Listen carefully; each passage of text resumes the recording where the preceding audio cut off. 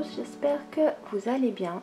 Je vous retrouve aujourd'hui pour la deuxième partie de mon organisation des produits pour les cosmétiques. Comme vous pouvez voir, on est devant un étage de mon meuble.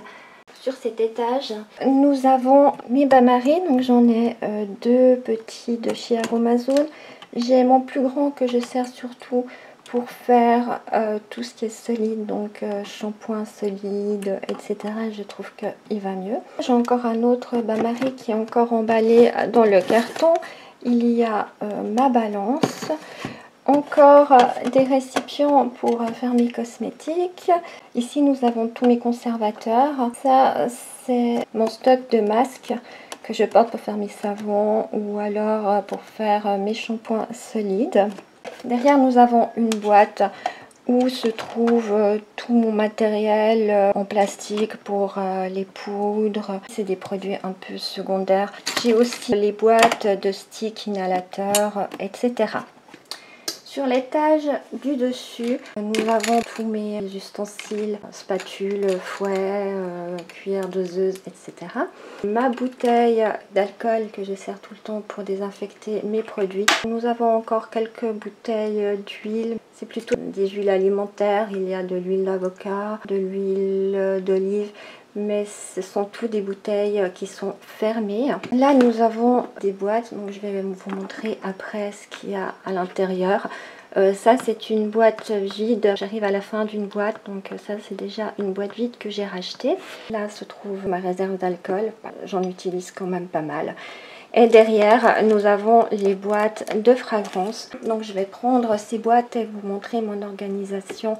Dans cette boîte se trouve tout le matériel que je sers tout le temps. Donc, dès que je commence à faire des cosmétiques, je prends automatiquement cette boîte, j'en aurai besoin. À l'intérieur, on retrouve des verres doseurs. Là, j'en ai toujours besoin. Des petits récipients que je sers pour mettre des actifs comme ça que je dois rajouter dans les préparations qui sont déjà pesées, etc.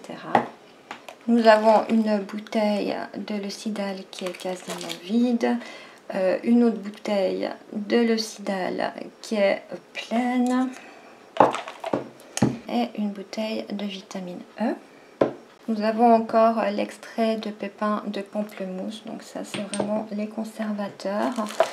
On trouve également mes kits de pH, donc des cuillères doseuses, des spatules qui vont avec les bains-maries.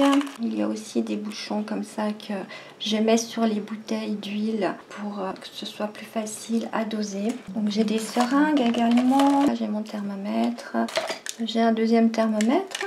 Voilà pour ce qui est de ce carton, j'en ai toujours besoin. C'est un peu mon carton à tout faire. Ensuite, nous avons une deuxième boîte. Ici, nous trouvons les actifs en poudre, mais dans les grandes boîtes. Il y a le lait d'amande douce en poudre. Il y a du MSM, du charbon végétal, de la calamine, du Réparémail, la poudre de pierre d'Alain, du substitut végétal de l'anoline, de l'argile violette, je ne sais pas pourquoi elle est ici, elle ne devrait pas être là normalement. Ensuite on passe aux fragrances. J'ai 3 boîtes, c'est les fragrances de 10 ml. J'ai rangé par marque. Donc, ces 2 boîtes, c'est les fragrances de la folie des senteurs. Elles sont numérotées. Donc j'ai fait le système d'Aromazone, j'ai acheté ces pages et j'ai collé les petits autocollants sur les bouteilles. Donc c'est-à-dire que je vois que le 28 c'est le Green Water, le numéro 30 c'est le Jelly Bean. Je sais toujours où sont mes fragrances et quelle fragrance j'ai. Voilà, donc ça c'est une boîte de folie des senteurs. Voilà, donc deuxième boîte de fragrances de la folie des senteurs. Il me reste plus qu'une place, donc c'est pour ça que j'ai racheté déjà une nouvelle boîte. Dans cette boîte, les fragrances viennent de Aromatisy. C'est des fragrances que j'adore. Malheureusement, je commande très rarement chez eux parce que les frais de port pour la Suisse sont très élevés. Nous sommes devant une autre partie de l'armoire. Tout ce qui est ici à droite, c'est ma réserve d'émulsifiants. Ici, ce sont des produits comme la glycérine, j'ai le Caprilis, J'ai l'huile de ricin sulfatée, j'ai la mousse de babassu, j'ai de l'eau de chaux, du coco silicone, dicaprylyl carbonate. Voilà, j'ai aussi la lécithine de soja, mon huile de coco au fond. C'est des produits que j'utilise régulièrement également. Ici, ce sont des bouteilles vides que je dois laver, enlever les étiquettes et les nettoyer. Je n'ai encore pas eu le temps de le faire. Ces temps, je suis un petit peu dépassée par les événements. Donc voilà, toutes ces bouteilles sont à laver. Là derrière, c'est encore des bouteilles d'huile alimentaire neuve. Je sers aussi pour la cuisine, mais je préfère les laisser dans mon matériel cosmétique. Là en dessous, nous avons de nouveau des boîtes. Ce sont mes boîtes d'huile essentielle. C'est le même principe que les fragrances. Les huiles sont numérotées ici et c'est reporté ici en me disant lesquelles c'est.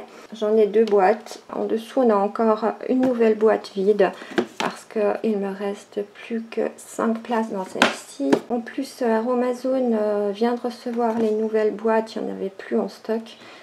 Je me suis précipitée, j'en ai pris deux parce que je ne sais pas si elles vont rester en stock longtemps. Je ne sais pas trop comment ça va se passer. Du coup, j'ai profité qu'ils en avaient pour en racheter. Je vais m'arrêter là pour cette vidéo aujourd'hui. Je ne veux pas commencer l'autre partie parce que c'est plus long. On va s'attaquer aux actifs. Donc là, il y en a beaucoup. C'est de nouveau toute une organisation un petit peu particulière. Je préfère commencer directement avec une nouvelle vidéo. J'espère que cette vidéo vous aura plu. Si c'est le cas, n'oubliez pas un petit pouce en l'air. Et moi, je vous dis à tout bientôt. Bye bye!